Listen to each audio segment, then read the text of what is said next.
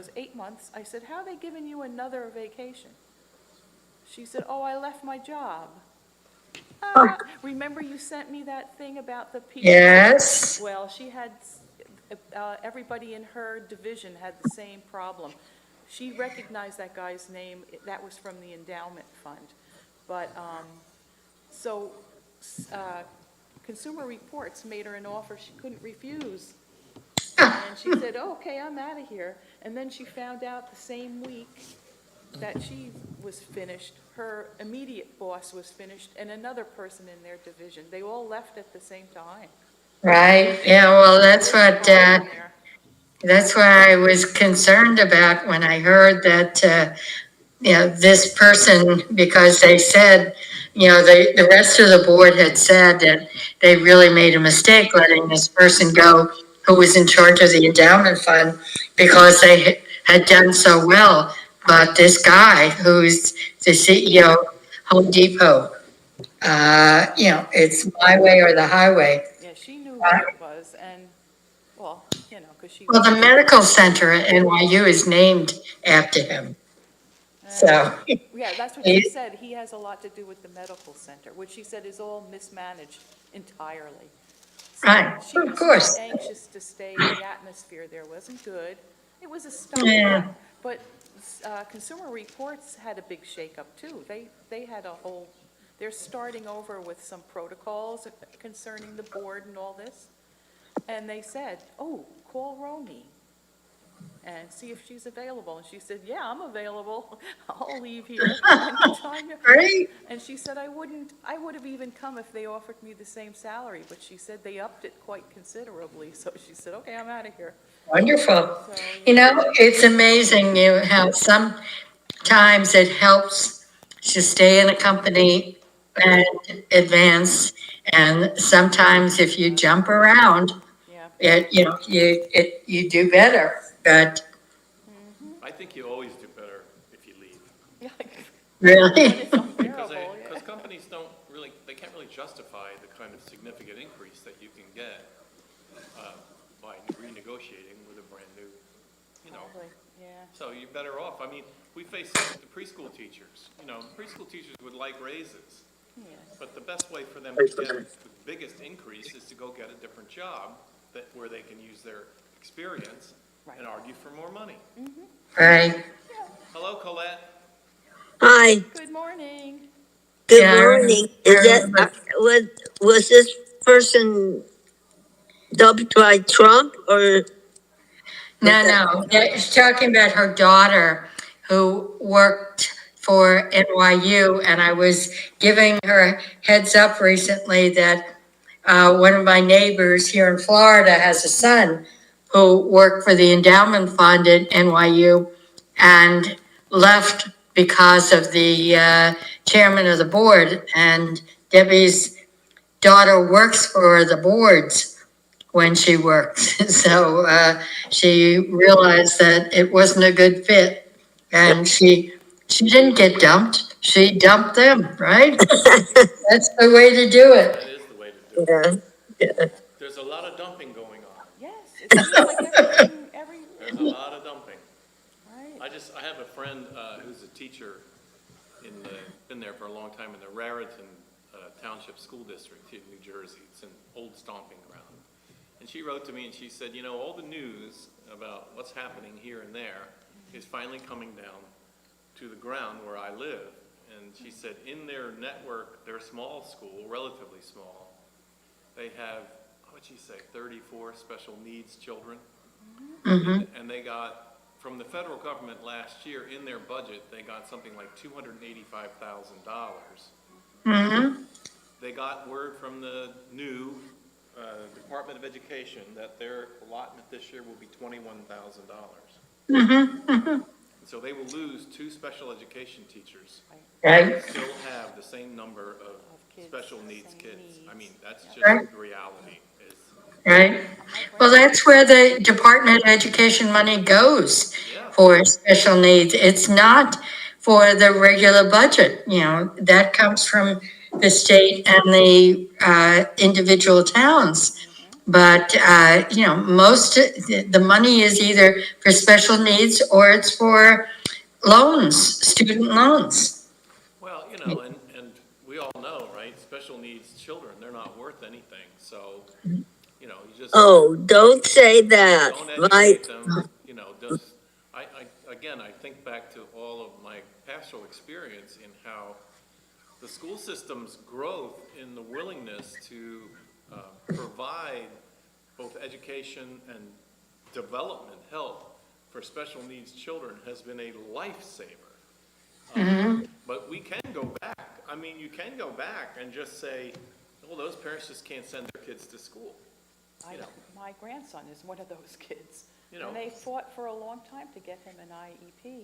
And, what are you gonna do, give that up now? He needs that. I know, but I think that money talks, right? And if they don't Right. have the money, I mean, because then what's gonna happen is these costs will be passed on to taxpayers. Oh, yeah.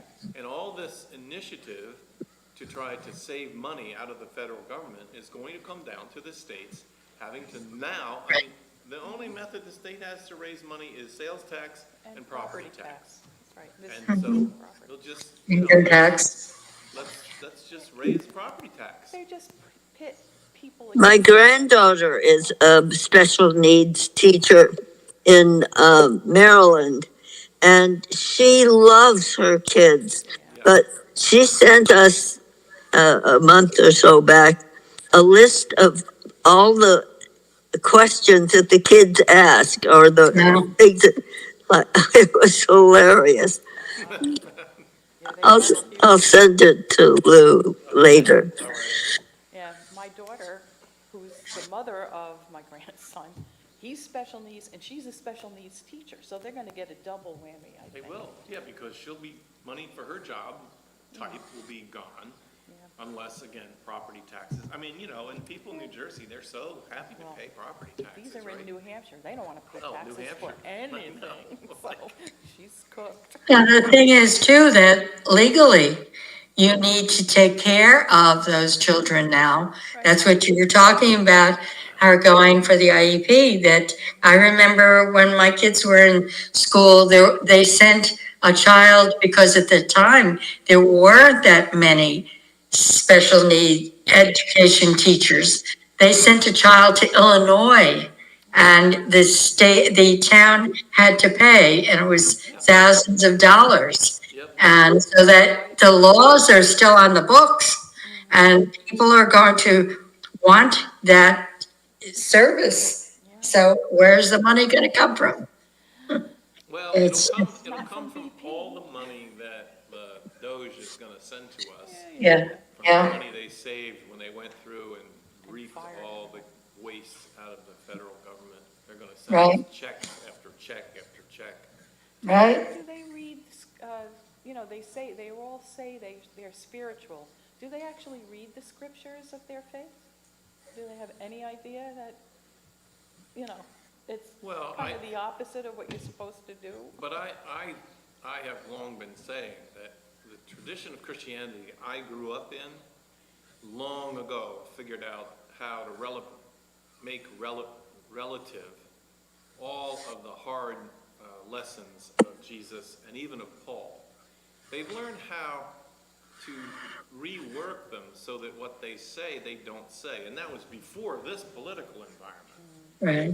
That's how churches, I read a statistic from a couple weeks ago that, Americans in general, or Christians in general, give 2.3% of their income to churches, right?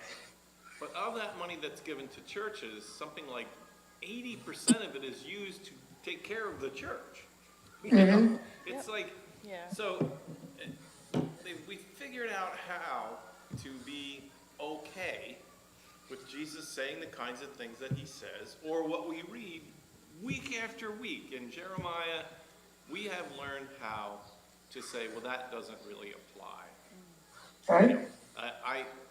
My ex-father-in-law, who was part of that whole milieu, said to me, he wanted me to hear a sermon that he heard. He had a tape of it, and it was the real meaning of Jesus' teaching. And so pastor was preaching on the Sermon on the Plain, where Jesus is saying, if someone strikes you on your right cheek, you have to turn and offer your left. And the pastor said, this is why you have to be educated in the context of the time. Because he said, you don't realize it, but what Jesus was talking about is what it's going to be like in heaven. In the new world that's coming, when the kingdom of God is established, long after this world is gone. That's what will be like in the new world coming. And then he said, for now, you strike me on my right cheek, I am going to plow you with my left fist. You know, and that was a preacher preaching in a very large sort of gathering of people gathered around the name of Jesus Christ and in Christianity. We have long figured out how to make whatever is inconvenient, to use Al Gore's word, whatever is inconvenient in the gospel, to relativize it so that that doesn't really apply right now. Like you have to read the small print of the contract to know. I mean, those people back then didn't have cars. They didn't have to pay car insurance That's or right. pay for gas. Or, Yeah, they didn't know. I mean, No, come no. on. They didn't have the expenses we do. No. Theirs were just life and death, like I either eat tonight or I don't. So I think that we were well prepared Yeah. in the community of where church is, a gap between what I experienced. I went to graduate school for 3 years, and you learn information and you learn that the gospel is more relevant than you ever heard before, and then you come back out basically to congregations who put their fingers in their ears and say, I can't hear that. I can't hear that. You know, you won't get a call to those churches if they think that you are part of this, what they think is the new way of interpreting the gospel. I don't know why. I'm so frustrated that there's an awful lot of Christians, evangelical Christians, who join in this thing of being anti-woke. You know, they think woke is a bad thing. And when did that happen? Was it just the Black Lives Matter movement? Were they afraid of the rise of, you know, the race war? What, I don't know. But when I read Jesus' warnings in 5 different places, in his words to his disciples are, stay awake. Stay awake. And be awake and be ready. Be ready, because you cannot afford to fall asleep. And I thought that's where woke came from. Well, I think it did. From the Yeah. Gospels. But, you know, it became a pejorative if you watched Fox News. And if they kept saying it over and over again, people start to, oh yeah, you don't want anything that's, what do they say? We're going to own the libs. We're going to get rid of woke. There's all these catchphrases. I know, there are. That mean It's nothing. a war. They started a war of words and attack and assault Yeah. on the people who seek, I don't know, who seek inclusiveness. Why is that so intimidating to people? Why is that? If I have to give up something to help somebody else, that means there's less for me. I mean, I think that's the what it comes scarcity, down to. the scarcity argument. You know, there's only so many seats at the table, and if you look around and see everybody at the table is WASP, and then somebody has to get up and leave so we can make room for a DEI, you know, then that's the war. We're losing our place in society, and we're not going to go lightly. But then, now it's spread into a much more than that. Now it's spread into a whole economic view of what government is and what government should be. Again, the economics department at Grove City College in 1978, free market economy training for countless number of people, like in the Freedom Caucus, the Freedom think tank, Heritage Foundation. Oh, Those people, the anti-freedom. yeah, those people have been preparing for this time with a theology, a philosophy, an approach, a psychology that says government should be about 5% of the size that it is. And everything else that government is, all the environmental rules and regulations, the safety regulations, the food, I mean, this the other thing is, right? The food watch networks that protect our food supply. These are all unnecessary governmental intrusions into our lives. And, Oh, no. and we need to get rid of them because it's all Big Brother. It's all people trying to control us. And, you know, and we lose our freedom. So they look around and they go, we don't have any freedom anymore. The free market will take care of all that stuff. Yes. Not, but Well, it might after 25 years of suffering. You know, there may be market adjustments that come along, but basically, not if you're rich enough to hide it. if you're passing out food that's tainted and so many people die, you can say, well, that's the cost of doing That's business. exactly right. If all your customers die, then maybe you'll be forced to look at it. But Well, yeah, because you don't have customers anymore, but exactly. that's the built-in rule. But I don't think that's what we want.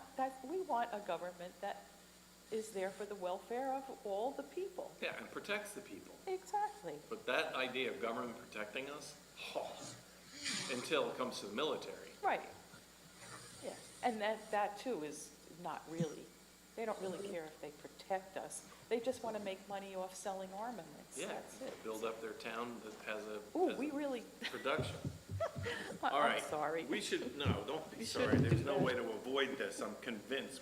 You gotta talk about it because it's, Right in your otherwise it'll face. burn up inside of us. Are we on chapter 17? Okay, let's get going here. Here we go. I never know. I'm at 19. I thought we did some. Really? Oh. Oh, yeah, you're right, because we did the Potter's house last week. You're right. See, that's Yep, why I we didn't are. get that one. Yep. So we're at 19. So who would like to read and see if we can redirect our thoughts to Jeremiah and the Bible, or if we must continue to talk about what's happening in our world today? Let's see, maybe there's a correlation. Maybe it will come. Nah, It has. never happened. Yeah, I know. Okay, I'll read. Thus said the Lord, go and buy a potter's earthenware jug.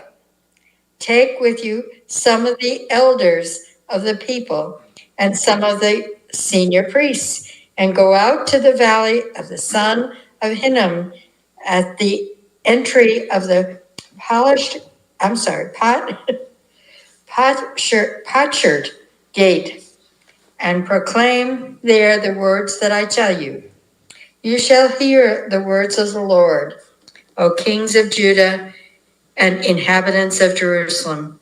Thus says the Lord of hosts, the God of Israel, I am going to bring such disaster upon this place that the ears of everyone who hears it will tingle, because the people have forsaken me and have profaned this place by making offerings in it to other gods, whom neither they nor their ancestors nor the kings of Judah have known. And because they have filled this place with the blood of the innocent and gone on building the high places of Baal to burn their children in the fire as burnt offers to Baal, which I do not command or decree, nor did it enter my mind. Therefore the days are surely coming, says the Lord, when this place shall no more be called Topheth, or the valley of the son of Hannon, but the valley of slaughter. And in this place I will make void the plans of Judah and Jerusalem, and will make them fall by the sword before their enemies, and by hand of those who seek their life. I will give their dead bodies for food to the birds of the air and to the wild animals of the earth. And I will make this city a horror, a thing to be hissed at. Everyone who passes by will be horrified and will hiss because of all its disasters. And I will make them eat the flesh of their sons and the flesh of their daughters, and all shall eat the flesh of their neighbors in the What? siege, in the distress with which their enemies and those who seek their life afflict them. Then shall you break the jug in the sight of those who go with you, and shall say to them, Thus says the Lord of hosts, so will I break this people and this city, as one breaks the potter's vessel, so that it can never be mended. In Tepheth they shall bury until there is no more room to bury. Thus will I do to this place, says the Lord, and to its inhabitants, making this city like Topheth, and the houses of Jerusalem and the houses of the kings of Judah shall be defiled like the place of Topheth. All the houses upon whose roofs offerings have been made to the whole host of heaven, and libations shall have been poured not to other gods. When Jeremiah came from Topheth, where the Lord had sent him to prophesy, he stood in the court of the Lord's house and said to all the people, Thus says the Lord of hosts, the God of Israel, I am now bringing upon this city and upon all its towns all the disaster that I have pronounced against it, because they have stiffened their necks, refusing to hear my words. So there. Wow. Uh, I'm sure you can hear it. That is this event, not just this part of Scripture, but this event, this description of how far the people of God traveled from being a blessing to all the families of the earth, is the source and the reference of Jesus, which turned into the theological doctrine of hell. The Valley of Hinnom is the valley of death. It's the valley where it's proof that religious motivation can be turned inside out. And in what you are claiming is your pursuit of the divine, of God, can turn into the destruction of your own children to win God's favor. I mean, it's the absolute extreme of how dangerous religion is, of how really dangerous. You know, we hear all the time, you know, we don't hear about the smaller groups, but the recent 10, 15 years story about, well, all Muslims are all very violent, right? Because they blow things up and they carry around vests that blow up. This isn't partial only to the Muslim faith. This is what happens to human beings when they are convinced that they know how to squeeze the blessings of God and bring them into their lives, and how far they will go. You know, it's a very graphic description of Yeah. not just killing their children, but eating their children. And that area, this story from Jeremiah lives in the geography. You know, we're talking about the Gulf of America or the Gulf of Mexico. In all of their maps, even in the time of Jesus, this event, this word of Jeremiah is printed on their maps in the Valley of Hinnom. And Gehenna, the other word for it is Gehenna in Aramaic. And that's the word that the King James people translated as hell. Hell was not sort of cosmic afterworld. Yeah. Hell was a real live place where people literally had turned the good news of God's love and grace and mercy, which is freely given, into an earned right. There's something you had to do the right thing, which was what the traditions of the Baal are about. And by the way, I don't know how much I can shove at you all at once, but even the name Baal it's two parts, and one of them is El. And Elohim, it's God. Like, in Sunday school, we were taught, the altars of Baal, or Baal, as we pronounced it, that was some foreign religion. It's the same monotheistic religion, but it has its own little tweaks. Like, you have some children, you want to be close to God, then you need to show God that you are willing to sacrifice anything for the blessings that come from God. And the question is, does that mean my children? But I love my children. You have to be willing to give them up. And you need to have them die, burn them on an altar. And that's how God, Baal, will know that you're serious about being a faithful human being to God. It's weird because Jesus says something similar. Not literally, he did not mean it that way, but he meant give up your children, your family ties, if they're going to bring you away from God. Yeah. But he didn't say, no, he didn't say burn them. Right. And well, and he talks about unless you leave mother and father, because family, which is an institution of human life, right? It takes place in human beings. It also takes place in nature. A mother bear and the relationship that's there between the mother and the child and all the rest of that. Jesus believed that some of the challenges that we receive in life is we're unable to distinguish our loyalty to our family from our loyalty to God. And so to the believer, Jesus warns that you may have to give up your mother and father, and that I didn't come to bring peace, I came to bring a sword, and some of what you are called to believe will lead you into conflict, even with your own family, which is why I don't get it. think about some of the things you would maybe do for your children, which, Right. not necessarily good. You might lie, cheat, and steal for them. That's right. Because they're your kids. That's exactly right.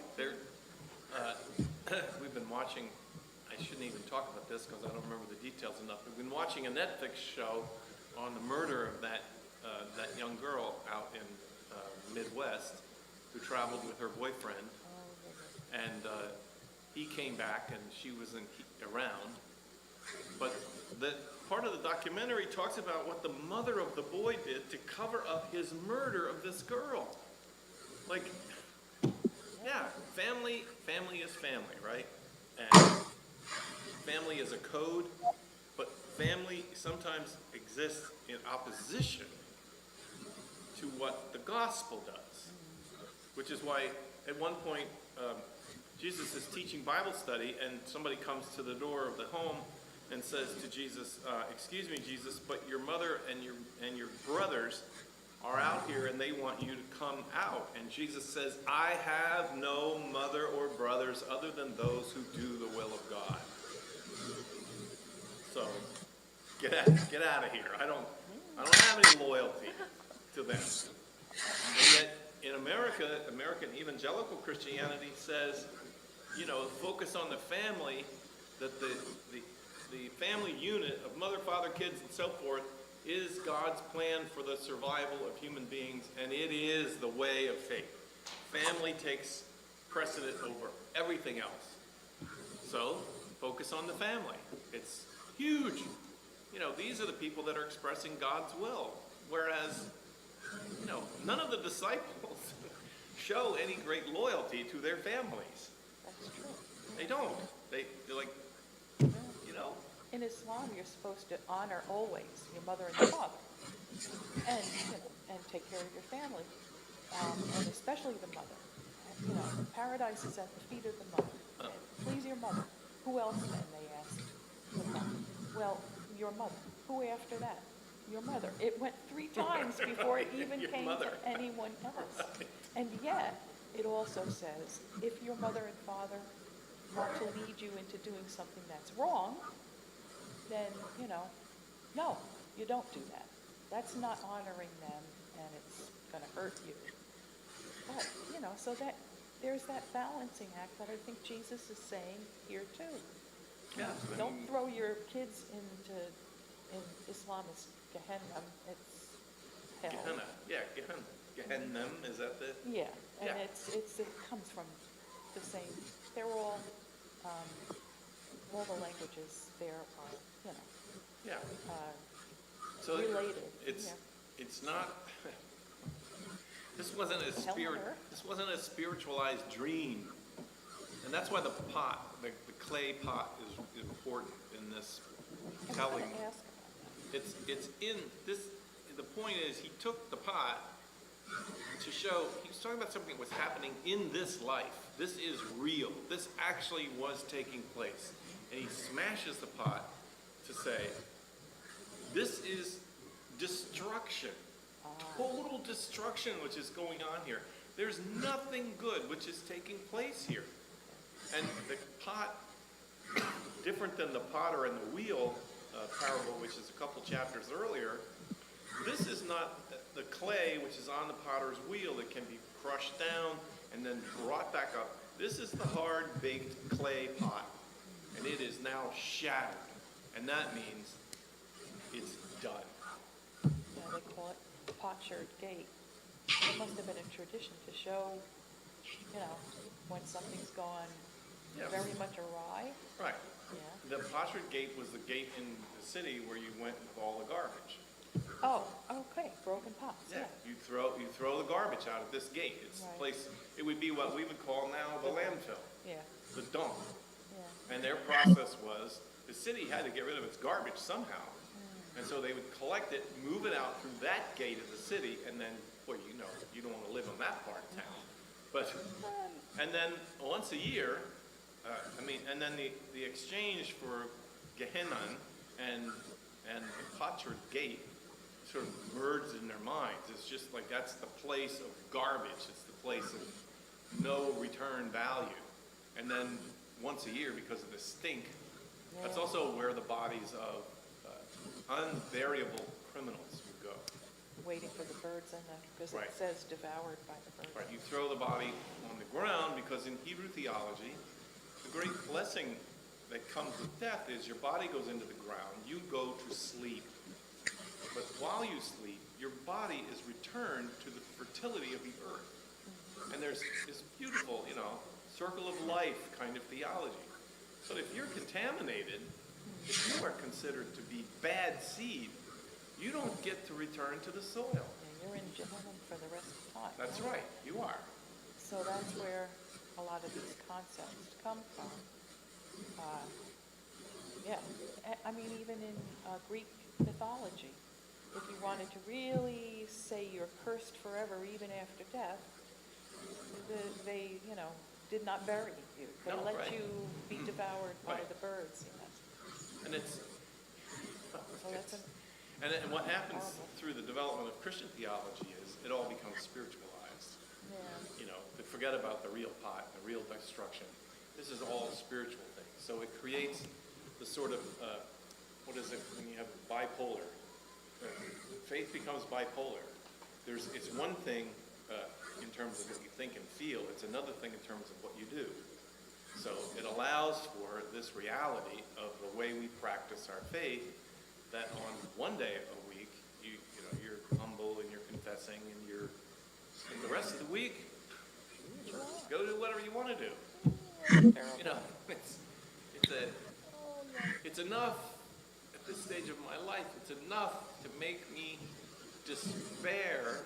I mean, Jeremiah gets into this. He despairs over, can human beings actually live and practice this faith? Because we try to strike bargains with gods that don't exist.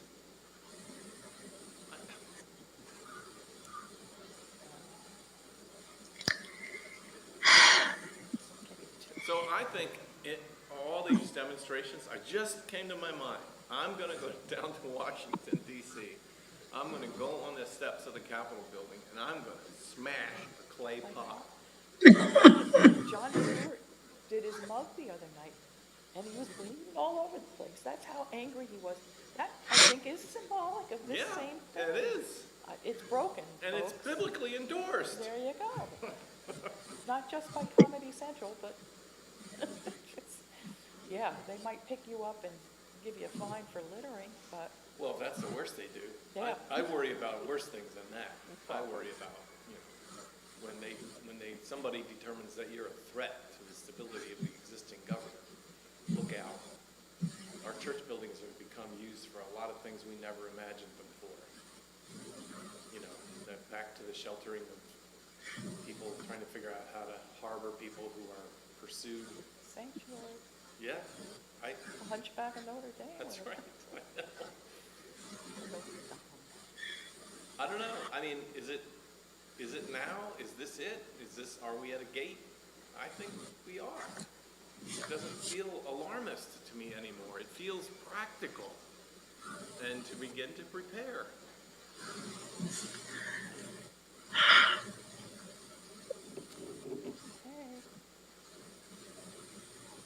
I have a brother and sister-in-law. My brother went to Colorado State University and majored in forestry.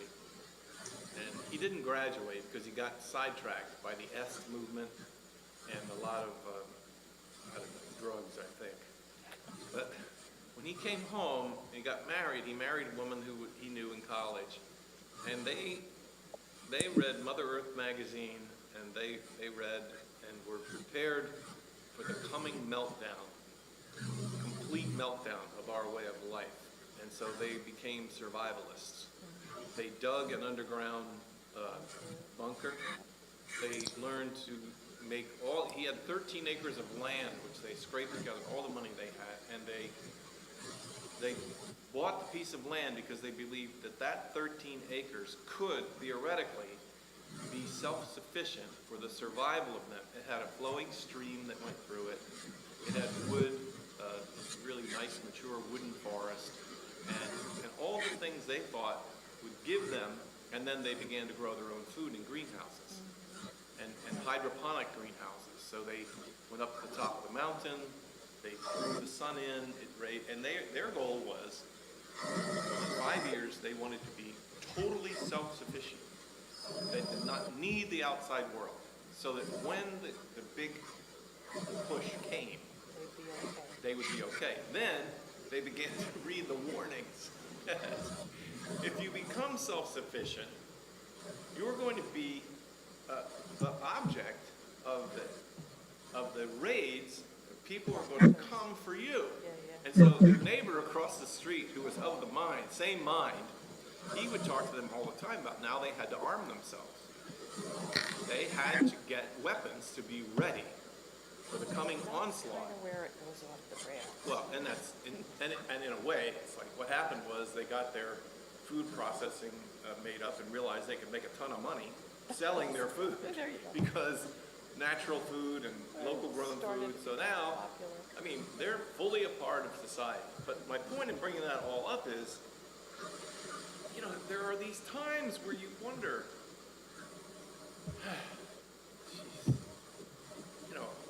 how far, how bad can it get?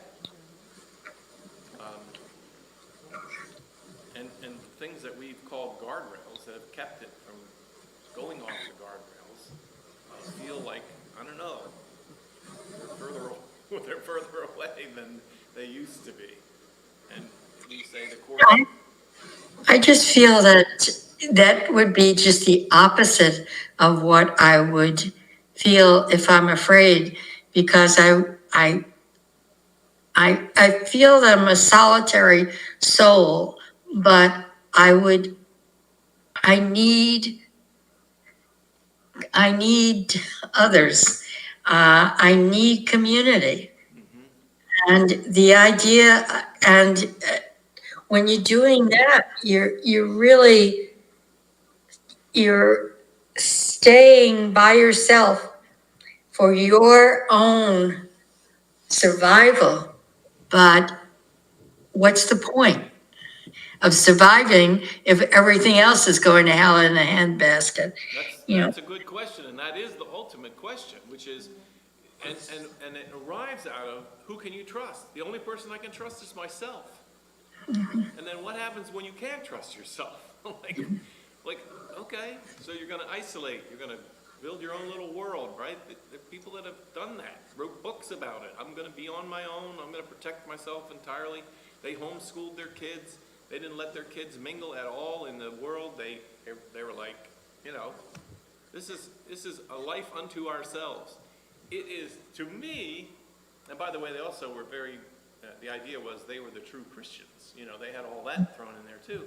To me, that way of life is the antithesis of Christianity. Right? It is the opposite. I know community and being with others can be very painful. People can be really mean. They can, you know? And so when we talk about the church as the beloved community, I sometimes choke because I think, okay, come on, let's not be Walt Disney-ish about it. The church has sometimes been the least friendly community you'll ever be a part of. I'd rather sometimes be part of a chess group, you know, that plays chess. Or I was, in my first church, they had a dart team. They played dart baseball. And the whole game of dart baseball was 2 lines of men facing each other and the pathway for darts be thrown. And the game was to insult the other person so much that they couldn't concentrate to be able to throw the darts. But you're facing But each other. isn't that, I don't understand male companionship, Yeah. is to diss each other. Right. I never could understand, you know, why do you have to make fun of someone or make them feel bad? I don't get it, you Well, know. as long as everybody is doing it and then okay, then it's all equal, right? And none of it makes any sense. No, I I'm know. sorry. I know. I just can't, I don't get it at all, You're supposed to be the alpha male. Everybody wants to be the alpha. right? It probably has something to do with hormonal input. But what is the definition of community? You know, in the first century, the community, I don't know what they did the rest of the days of the week, but the Christian gospel was based on a Sunday morning after Sabbath. They would have tables set up, like potluck suppers, and they were advertised as everyone is welcome to come. And they ate together, and they sat down and they ate together. But it was only instituted for like a couple of years, and the Apostle Paul starts losing his mind.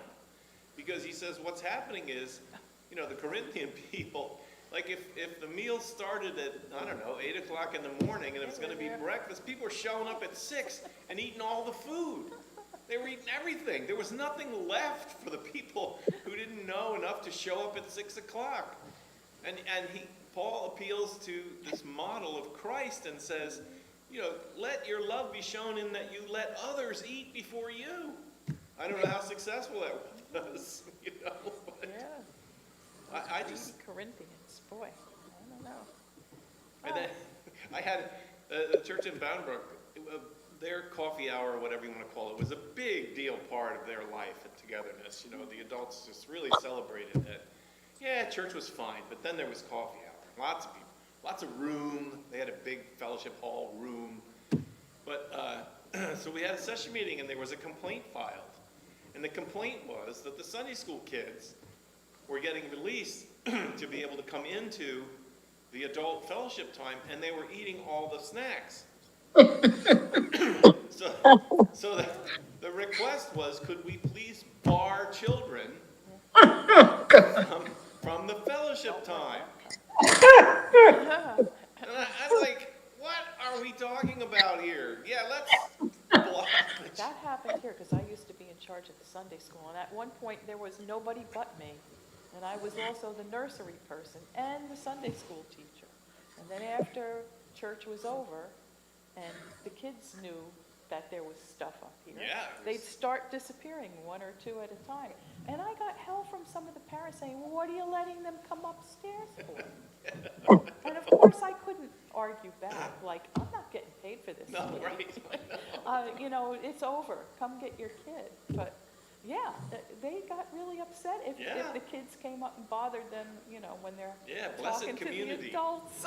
The children are They're not eating all part the of that. donuts. The children are getting them all. That's not right. They're not part of the blessed community. No, they are not. So what we did after a long discussion, you know, where all the different values, well, kids have to be included, whatever. We just agreed that we would figure out a way to triple the amount of food that was available at the coffee hour. You know? Paul should have thought of that. Yeah, well, Paul kind of did say that. He was like, you know what? You want to eat? Bring a lot. You know? Bring food. So there's plenty for all. But these are the practical kinds of things, and they're the ones we can laugh about. But, Right. you know, community among humans is no picnic. Sorry for the pun, but it's not. Yeah. And you know, we struggle still. So do we give up, or do we try to find a way to reach out to others? You know, it's not easy. Obviously, it's not a picnic, but how I guess we're talking about the difference between the care for the individual versus the community. Yeah. And, you know, I think there's a big dichotomy in this country Yeah. that community is not important. The individual is. And that's where, you know, we need our own individual rights or whatever. And it has nothing to do with does it affect others? Right, I agree. So I had two thoughts about that. One is, you know, I grew up watching the show Cheers, a bar in Boston, right? And Right. in that, the little jingle says, you know, that's the place where everybody knows your name. Right? You can walk in and you're welcome. They don't say the word you're welcome, but the implication is that bar where alcohol is served is the great, you know, that's the elixir that makes a community of us all, right? But on the opposite extreme is the community that is born out of alcohol recovery groups. Because the community in alcohol recovery groups can be superficial. It can be. It's an hour a week. But there's a depth to that hour of welcome, of humility, a place for confession, a place for, you know, acknowledging who you are and sending you back out into the world with, you know, it works if you work it and it's going to be okay.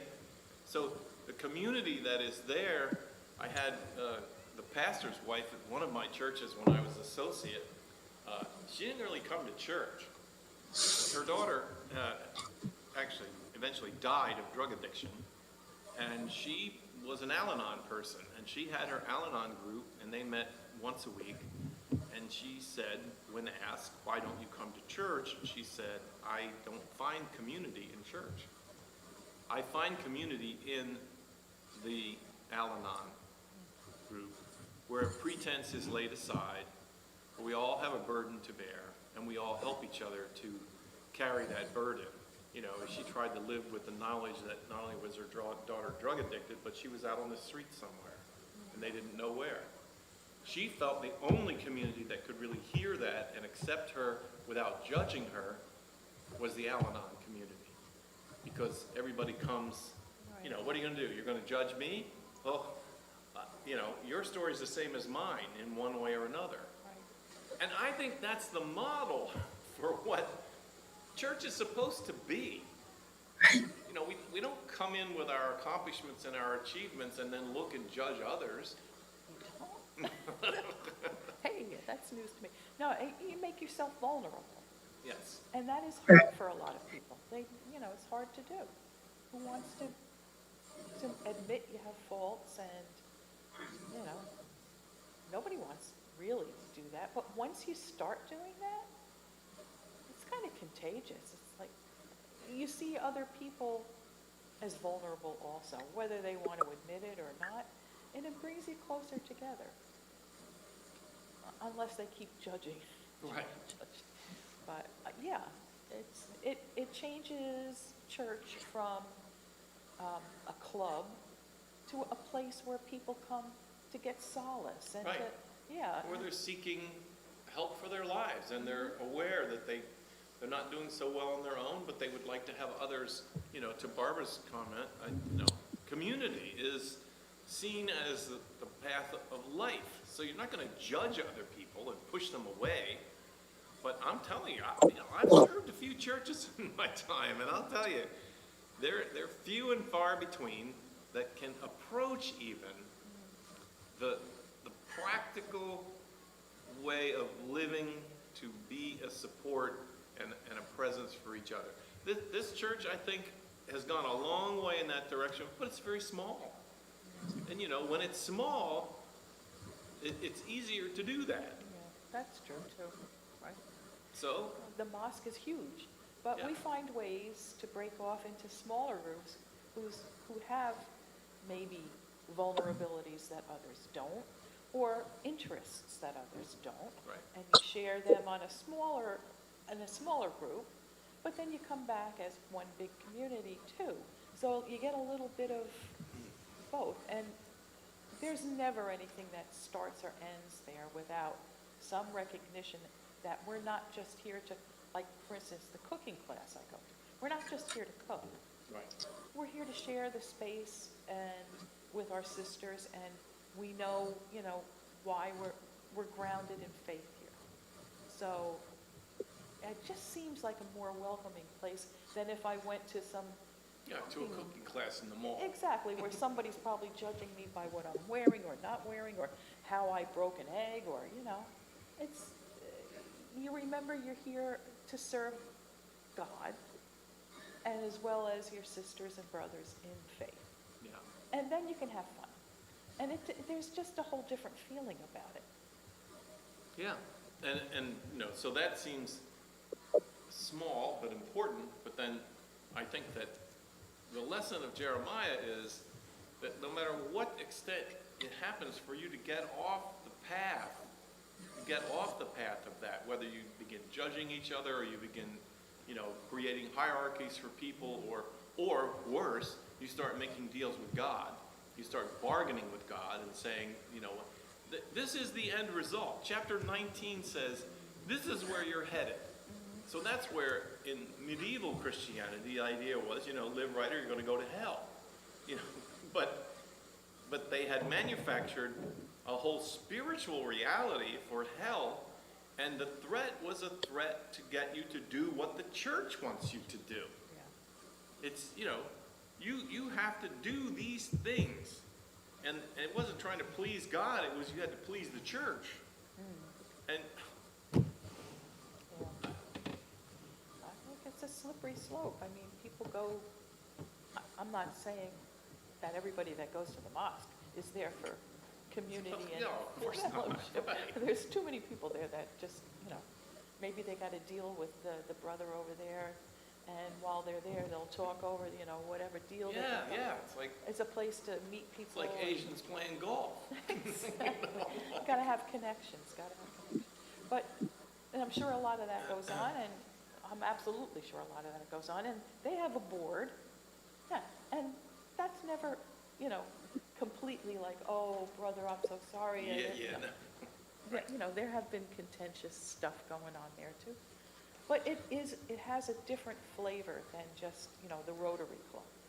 There's just, I don't know, maybe it's just me, I don't know, but I had listening, I'm going to have to stop listening to NPR, I learned too much.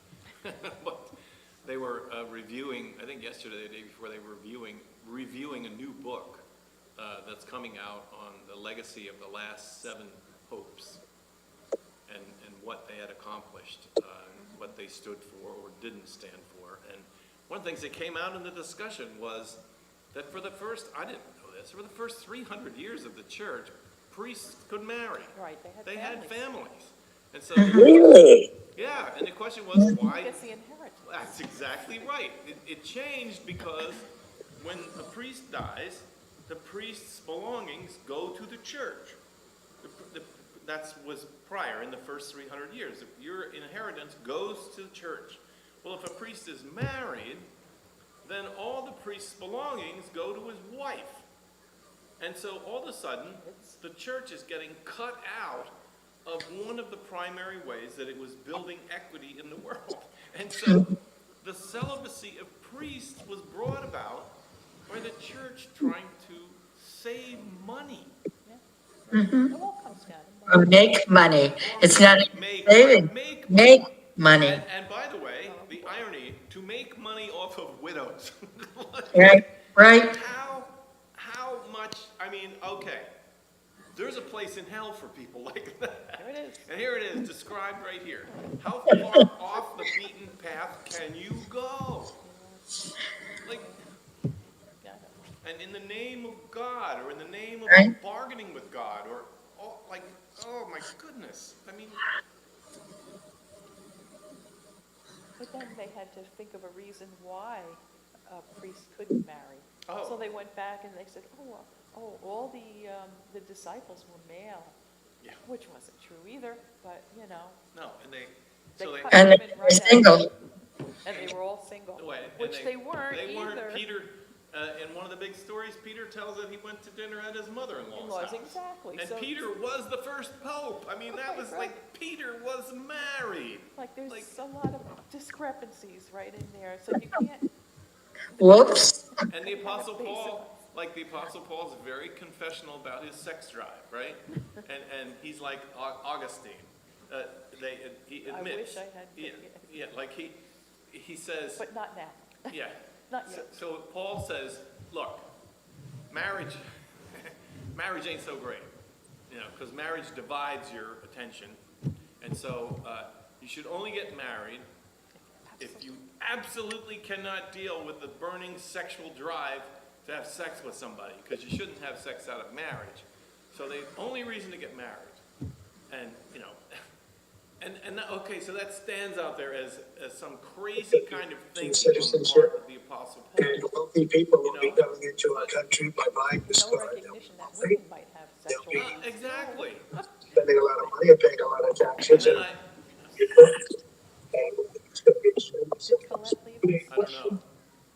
Lena Colette, is left that, us, but left us. I think it's Colette's phone because it just shows iPhone and yeah, now I don't hear it though. okay. Maybe we have to mute her. So then I candidated, after seminary, I candidated for a position, save money with this. associate pastor position. 5 million. Oh, you only would have gotten the green card challenge. I think For you, we money. need You to Let's mute see her. if I can. I think I can. My group with Trump a lot of times is the weight is housing. She's back. Oh, she's here still. She must have. Now gotten a she's phone gone. call. Now she's on. Yeah, no, I think she had the TV or the radio on. Yeah. So anyway, I candidated at the First Presbyterian Church of Pittsburgh. Massive church. Templeton's, the plate glass companies, Pittsburgh Steel, they were all the benefactors. Massive church. And one of the benefits of becoming the pastor there was they would buy me a house and they would pay for me to go to graduate school at Pittsburgh Theological Seminary. And they owned a camp. Anyway, it was a big Benny job, right? But I turned the job down. They called me. They said, "You're the one." But the senior pastor was a solo man. He had never been married. Fabulous preacher. But in the interview, he was in the interview, and he said, "Lou, how are you going to commit your life to the work of the gospel and being a pastor since you have a wife, and at the time I had 2 kids? How are you going to do that?" Because he said, "My view is that if you're going to take the ordination and you're going to become a pastor, you need to be free to commit your whole life without it being divided to a family." Those superfluous things. And I said, "What, are you asking me to get a divorce?" And he said, no, I just want to hear how are you going to deal with that? Because your first priority has to be the church. So in my response to them when they offered me the call, I said, I can't meet your requirements. My understanding was that my first responsibility on this planet is to my wife and to my children. And it'll never, like when there's a conflict, I'm sorry. No, I'm not taking this job. He's like, no, we didn't mean it that way. I was like, I don't care. How did you mean it? Yeah, how did Either you said it or you didn't. Yeah. No, So- in Islam, marriage is half the religion. If you can't deal with your family, Then- how do you, right. I mean, God gave us other human beings to live in community with, and the first community that you got to deal with is your family. Yeah. And if you fail there, boy, That's one of the letters of Paul to Timothy. He describes the qualifications for deacons in the church. And Paul says the number one qualification should be that they actually know how to live in family. Right. They know how to, commit their life I think it's that to same family. idea. Yeah, it's like, That makes if you're not able to live in community of the family, then we certainly don't want you peddling your wares, Right. in a less structured community called the church or the fellowship. Hasn't that always been the complaint about priests in the Catholic Church? Like, how are they going to tell me and advise me on marital affairs if they have never had that experience? And that doesn't necessarily mean that, but there's some truth to it. Yeah. Well, it's also, part of It's a the things that's conceit. written about in this book is this thing of celibacy of the priests. Catholics don't go to their priests for counseling. I wouldn't And go. partly they don't because the result of the celibacy requirement is, number one, it makes hypocrites out of all of them because so many leaders in the church have illicit relationships, underground relationships with women and then also with men and then also with children. It's, Yeah. they were talking about even how this current pope now, as much as he's done wonderful reforms and beautiful things, has not been aggressive on the child abuse issue. That's a complaint, yeah. And one of the reasons they say is because he has dear friends who he knows are guilty. And so, okay, so what a great idea, to the First Church of Pittsburgh, right? Yeah, I'm going to come out here and I'm going to market myself as I am totally in for you, and I'm going to ignore my family. And, oh, great. Now that's Doesn't really, sound like something you that's want to do. really good. Yeah. No. So it was interesting because when I turned the job down, he figured it was such a lucrative, and it was, nobody would ever turn down this job. And so when I called him and I said, Bruce, because I knew him before, he was a good friend, great preacher.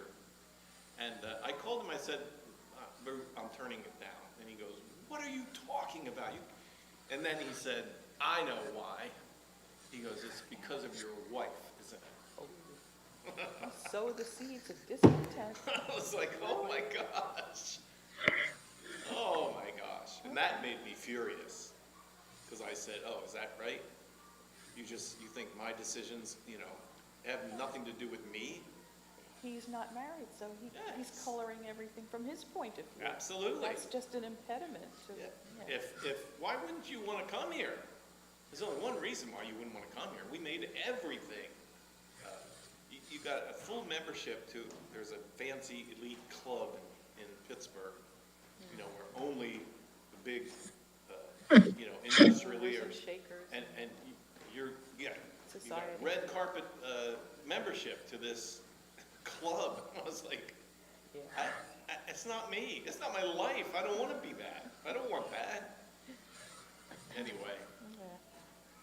well, Jeremiah sure got an eyeful when he went down to the valley of Hinnon and found out how the gospel, the word of God's blessing and love and grace to a people called to be a blessing and grace to the world, how it had gotten turned inside out, upside down, and turned into something that is horrible. Horrible. Did you hear, yeah, Yvonne, you bet. Colette's responses when you were reading? Yeah. Right. Eating their Her children. gasps, I mean, there it is. Donner party of five. You know, it's like, really, cannibalism? The And- Bible has everything in it, doesn't it? Yeah, and I never knew, all my years, until my Old Testament class, I never knew that the Hebrew Scriptures documented that the people had gone so far astray that they sacrificed, they burned their They children. burned their children. Did they actually practice cannibalism? Maybe it was that symbolism? I don't know. Or- I don't know. That would be Yeah. interesting to find out. Yeah, I'm sure because I there know she was gasping because she took it literally. I'm Yeah. wondering if it was a symbolic eating of your children, like eating their wealth, or, you know, or Well, actually eating one them. of the comments I was reading mentioned that there's no proof that this happened on any widespread, but it is possible that there were people who did it. And sacrificing children is certainly something that we've heard, it wasn't just Isaac, and the idea that God, would ask you to do such a thing.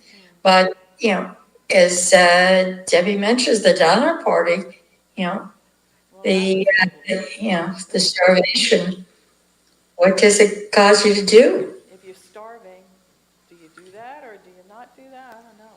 But I don't think there's any society around the world that hasn't had child sacrifice. You hear it all the time. It can be in the Andes Mountains, it can be in China, it's certainly in the Middle East, because there's a lot of passages in the Quran that says, do not, bury your daughters alive. Like, if you have too many girls, who wants girls? So you just take them out, and people still do that today. India they were trying to close down all those clinics where you can find out the sex of the baby Oh, before right, birth. so then you Right. report the ones that are Because if it's a girls. girl, oh, I had this is like a traditional old world kind of thought. There were a lot of Palestinian women that, just came here recently when I first became a Muslim 34 years ago. And they would ask, do you have children? Yes. I have 2 daughters. Well, you could still try for this. Right. Like as Right. if that was my, oh yeah, I'm not really a mother unless I have a son. No, that's not just a Muslim thing. Yeah, I think it's Chinese thing, it's, most people think that, the only children that are worthwhile having are males. and And that's how because much of that goes through because of what everything that was given was always given through the male part of the males family. have the obligation of taking care of their family, Right. and the women did not. So you're not obligated as a woman to take care of your mother and father.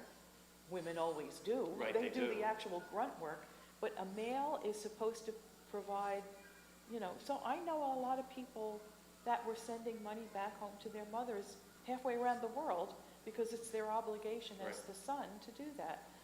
There were a couple that, you remember the Muslim couple that were in the Habitat for Humanity house that, Mm-hmm. yeah. In Carlstadt or Right. East Rutherford or whatever. They had little enough, but in the beginning, but he sent a certain amount to his, mother in Pakistan. And then a little bit of stipend for a couple of sisters that weren't married. So I think that's the basis. Yeah, and as you said, it's across all religion and culture. There's a very big, but I don't know that it always has been. I mean, there have been societies, we've covered up their histories, but there have been societies that are much more maternal, female-oriented. The female has the responsibility. But, the part that's weird to me is, that it's documented even in the Hebrew scriptures that, you know, the firstborn male needed to be sacrificed, had to be given over to the priesthood. And that was tricky. Yeah, I was also, that was a given for sure. What, Yeah, the priest. yeah, I mean, and that's, I think that even still carries. I think it's still does. echoing around in people's lives. God and is a male. Yes. In our monotheistic, in the three big monotheistic faiths, it's all male-centric. God is a male. God's first human was considered male. Right? Uh, It's all about the males. Yeah. It's all about the men. So how would we expect people to act differently? It's kind of been ingrained since the Yeah, and when you beginning. dig underneath the shell of that, you find it's not true. Right. But that's why education then is rejected by the male-dominated society. They don't want you knowing that. They don't want you knowing that the Apostle Paul was accepted in the early church because of all the women that taught him how to interpret the gospel. That's woke. Yeah. Don't want woke.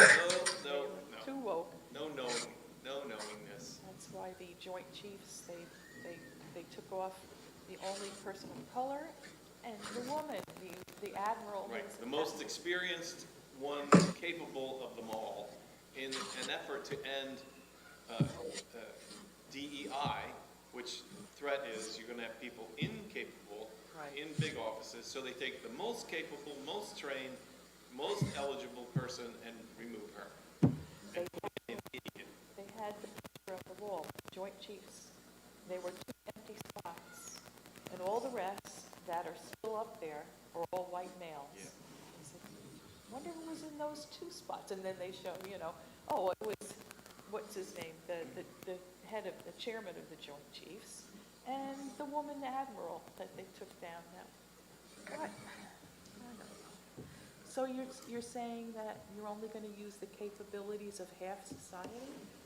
We're gonna go back to that? Not even half, because it's white males. Oh, that's right, you have to It's only still a white, be yeah, white. white males. You're talking about 10% of the You're population. really cutting it down. I didn't even think of The that. absurdity of the whole thing is, I have to laugh because no more crying. It's too tears, that's for sure. I keep thinking, this too will pass. Yeah. I think it will. I have high hopes that people are not gonna stand for it too long. And then but how we do it, I hope there's not a lot of bloodshed because. Me too. Right, Yeah, 'Cause that, Right. history also teaches us that can happen. right. Nobody wants war, but sometimes it's only the death of the other that wakens us up out of anything. I just, the suffering causes us to realize the importance, the gratitude for what you have. You don't realize you have it until you lose it. You don't know what you got until you lose it, right? the lure of more. The Right. lure of more. And I'm gonna lose out if I don't get this, Right. and the ability. Hurry up, get your social security. Once I get that, I'm not gonna complain about anything.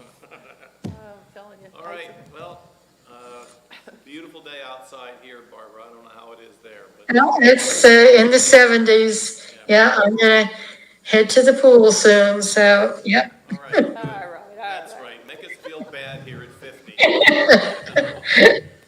I'll talk to you. No, enjoy what you have. Great gratitude. Right. Take care. Bye-bye now. Have a good day.